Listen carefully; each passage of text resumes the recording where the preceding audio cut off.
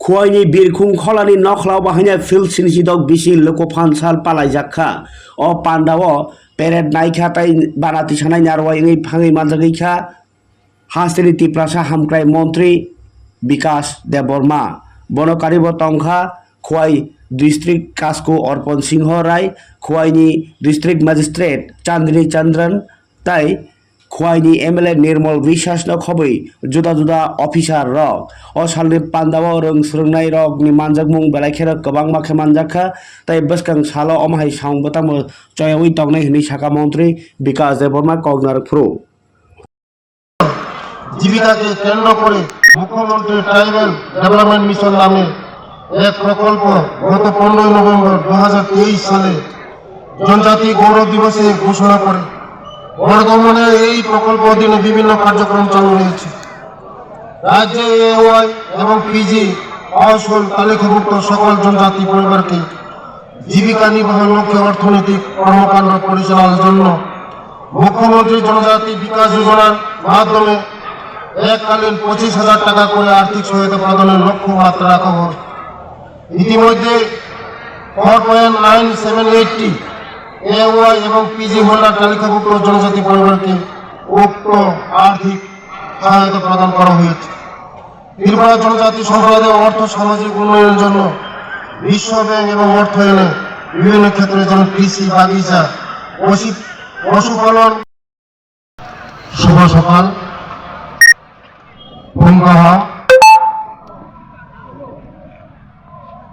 সবাইকে নমস্কার। যত্ন খুলুমকা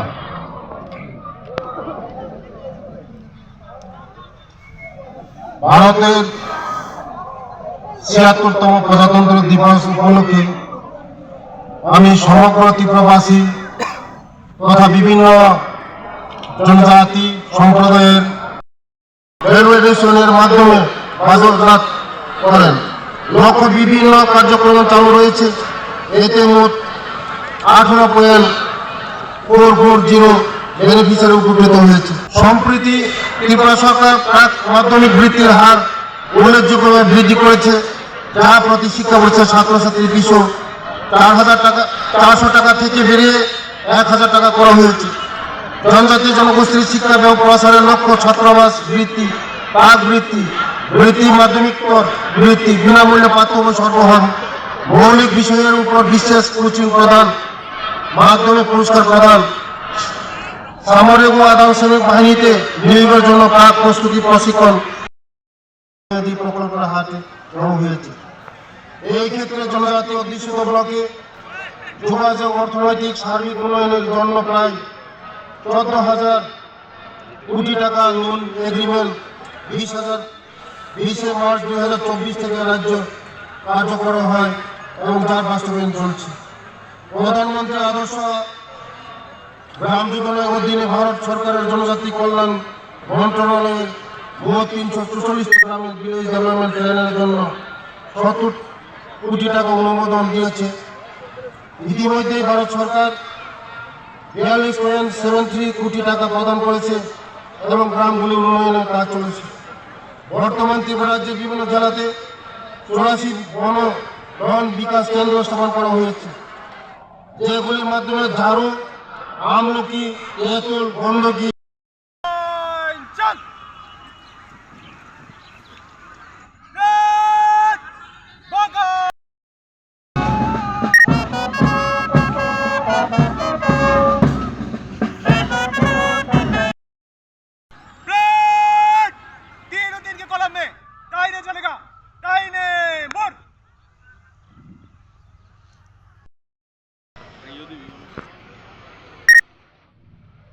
पेरेड को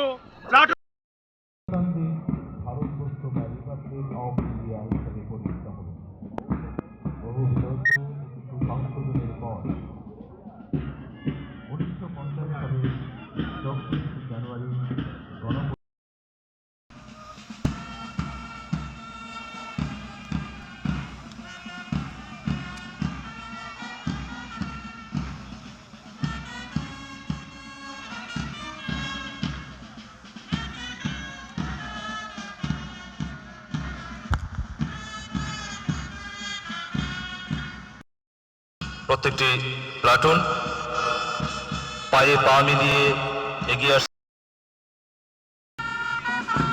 15ই আগস্ট 1947 ভারত স্বাধীন হলে